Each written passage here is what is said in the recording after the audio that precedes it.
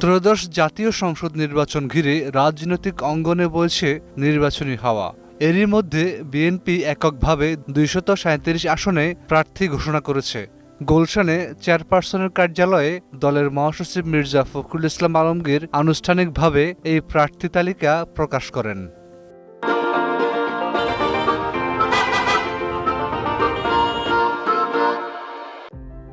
ঘোষিত তালিকায় দেখা গেছে, জাতীয় নাগরিক পার্টি এনসিপি নেতাদের বিভিন্ন এলাকায় বিএনপি প্রার্থী মনোনীত হয়েছে।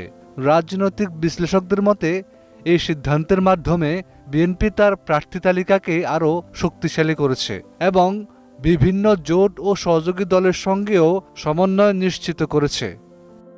রংপুর ৪, কাউনিয়া ও পীরগাছা আসনে এনসিপির সদস্য সচিব আখতার হোসেনের এলাকায় বিএনপির প্রার্থী হয়েছেন এমদাদুল হক ভরসা।